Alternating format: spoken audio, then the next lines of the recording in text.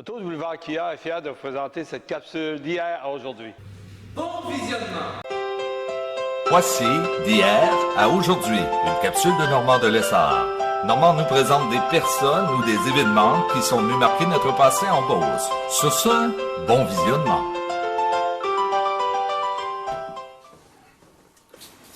Allô tout le monde, ici Normand de Lessard et bienvenue à une autre capsule de hier à aujourd'hui.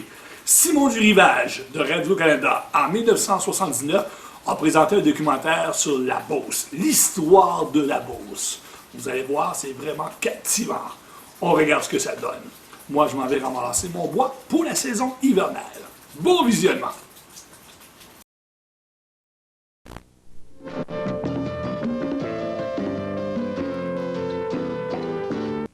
Ce caractère beauceron que nous décrit Robert Clich est sans doute largement responsable du succès économique assez fantastique que connaît la Beauce actuellement.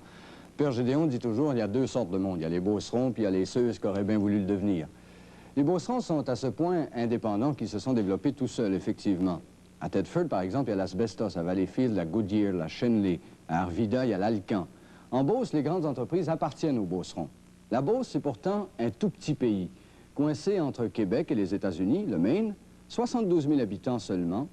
Le cœur, c'est Saint-Georges, mais Sainte-Marie, c'est en banlieue de Québec. Et c'est cette Beauce-là que mon camarade Jean Giroux est allé visiter récemment.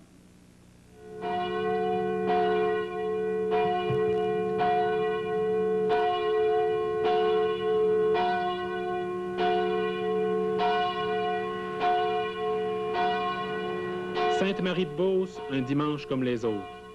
Depuis 250 ans, Sainte-Marie joue son rôle de commune industrielle. Le travail ne manque pas, les salaires sont bons, la vie y garde une saveur familiale.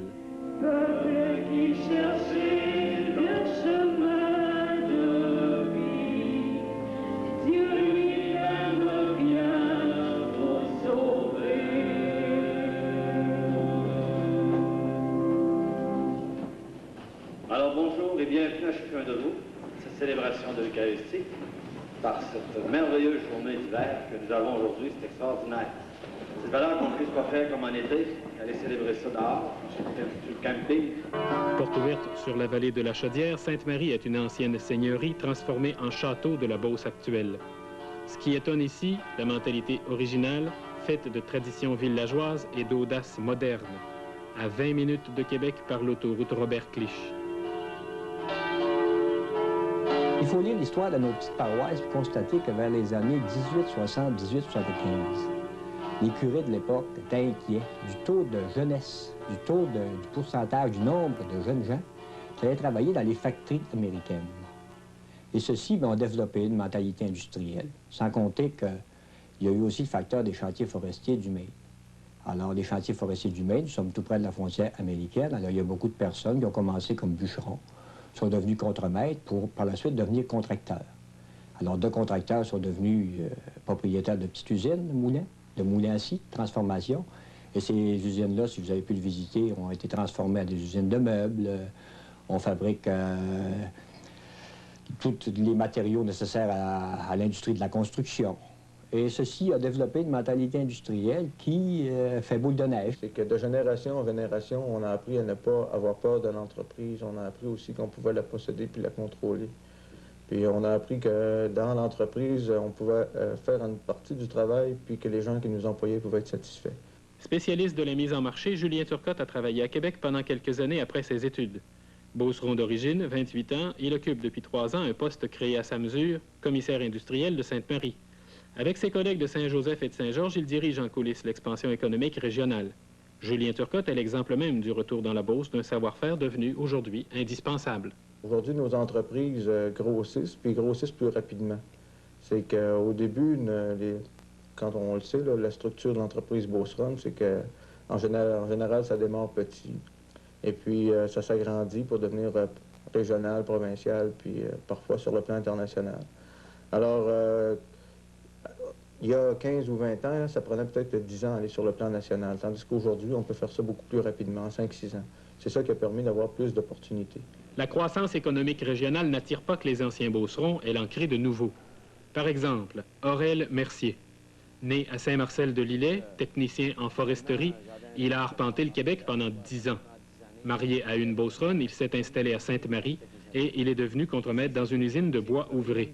Oui, ici, je m'occupe d'endométrie au niveau de la compagnie, c'est-à-dire le mesurage de tous les bois ronds qui entrent ici. Il s'est vite intégré. 31 ans, président d'un club sportif, conseiller municipal, Aurel Mercier fait partie de la relève.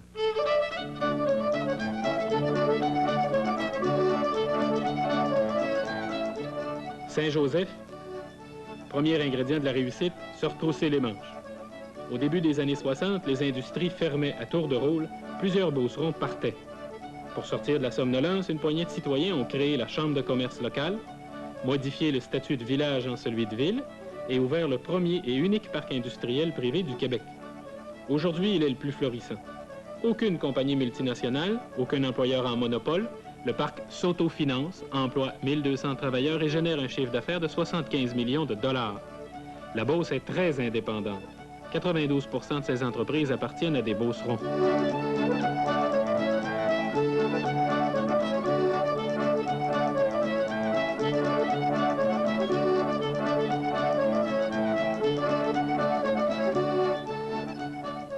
Il y a une vingtaine d'années, nous avons parti des mouvements ici, des mouvements d'éducation populaire, en vue d'inciter les gens à garder l'économie, les épargnes de la région, dans des institutions. Alors, vous avez 2 grosses caisses populaires uniquement à Saint-Georges même, mais vous avez un réseau dans tout ce qu'on appelle la Beauce. Vous pouvez prendre environ un rayon de 30-35 000 de Saint-Georges. Puis vous avez un réseau de caisses populaires extrêmement progressif. Vous avez une caisse d'établissement qui était fondée avec quelques dollars. Aujourd'hui, elle est rendue à tout près de 35 millions de dollars. Vous avez dans la région 3 caisses d'entraide économique. Vous en avez une à Sainte-Marie-de-Beauce. Vous en avez une ici dont le siège social est à Saint-Georges. Il y en a une autre à Lac-et-Chemin. Ce sont 3 caisses d'entraide économique qui ont des taux de progression assez extraordinaires. Et si vous faites l'inventaire du capital aujourd'hui qui est administré par les gens du milieu, bien, on ne dépend pas. La Beauce, la région beauceronne ne dépend pas du bon vouloir des sociétés de fiducie nationales, des compagnies d'assurance multinationales. Il y a suffisamment de capitaux libellés, capitaux administrés par les gens d'ici, qui permettent effectivement de faire un développement économique en prenant et en utilisant les capitaux d'ici, les ressources d'ici. Au lieu d'investir à l'extérieur ou de multiplier les folles dépenses, les premiers millionnaires du bois et du textile ont préparé le terrain pour leurs enfants. C'est le cas des Dionne, des Vachon, des Lacroix, des Dutil. À 36 ans, Marcel Dutil est PDG de Canam Manac, une société de gestion qui contrôle 5 entreprises.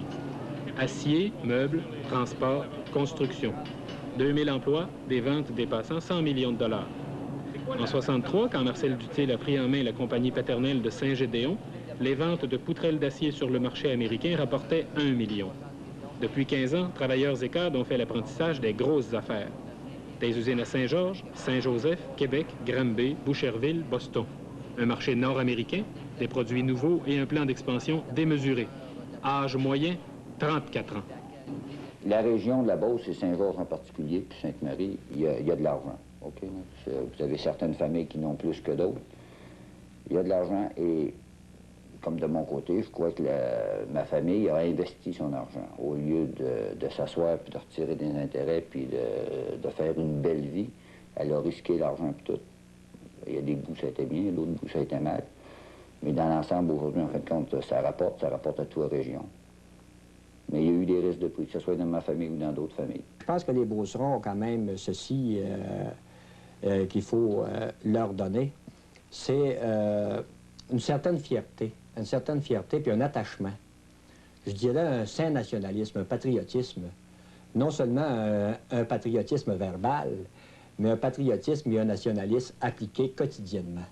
Alors nos hommes d'affaires et nos industriels ont compris qu'ils avaient aussi une responsabilité et un rôle à jouer sur le plan économique, mais qu'il y avait beaucoup d'incidents sur le plan social. Voyons maintenant quelques traits de l'industrie beauceronne. À partir de Saint-Gédéon et de Saint-Georges, 2 entreprises, Canam et Manac, dirigent vers le reste de l'Amérique du Nord des poutrelles d'acier et des remorques de toutes dimensions. Avec une consommation de 65 000 tonnes d'acier annuellement, le groupe Canam Manac est le principal client de Sidbeck. La formation des travailleurs se fait en usine. Les salaires sont les mêmes que dans les entreprises canadiennes de l'acier.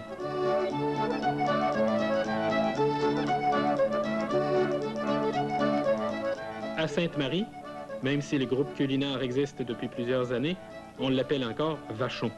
Les petits gâteaux Vachon emploient 1500 travailleurs, la plupart syndiqués. En période de forte production, Vachon met en marché 3 500 000 gâteaux frais chaque jour. Toute la production est écoulée, 20 % dans la région, 60 % au Québec et 20 % au Canada.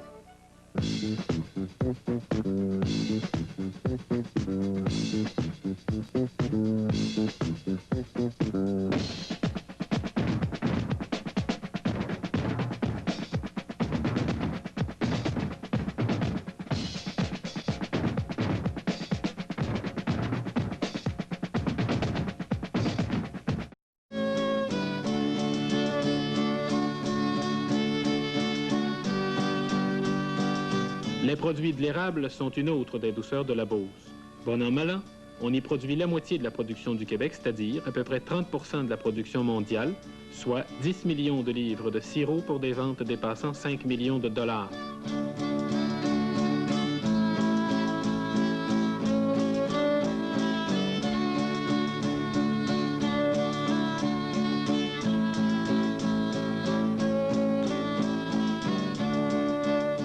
Encore aujourd'hui, l'activité agricole joue un rôle de première importance tout au long de la vallée de la Chaudière.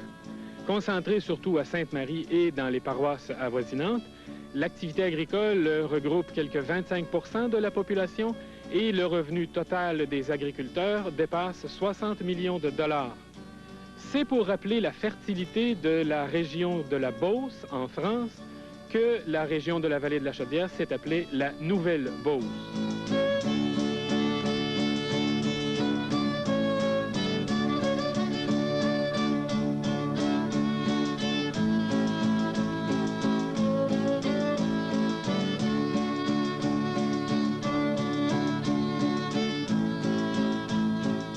L'abandon de l'agriculture par un grand nombre de travailleurs de la région de Saint-Georges n'a pas été compensé par la croissance des emplois industriels.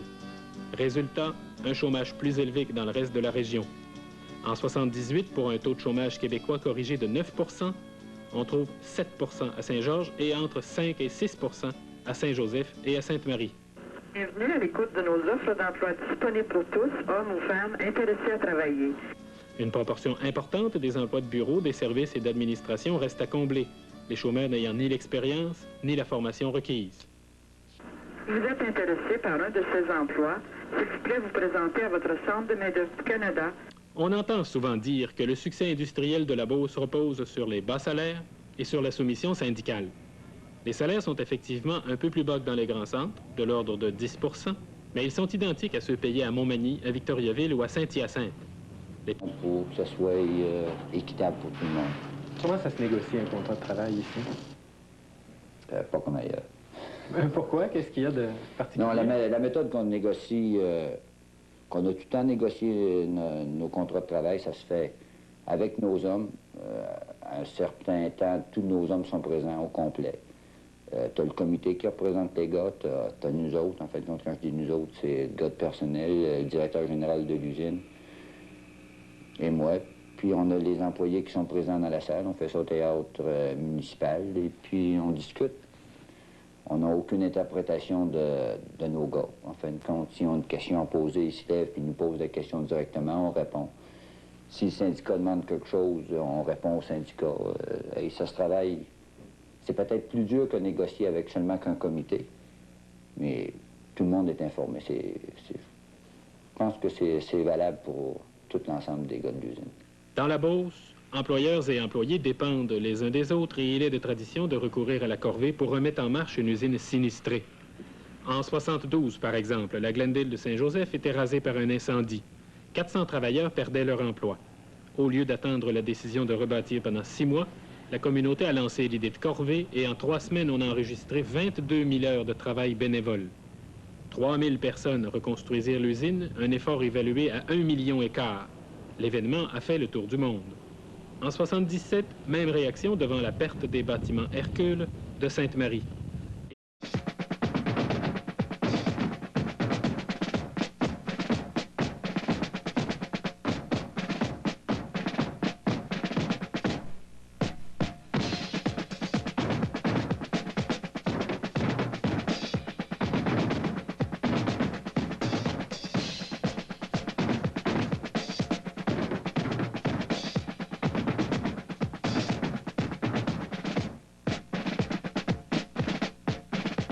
Quelles sont les conséquences du rapprochement Chine-États-Unis? Telle sera la question que l'on se posera à fort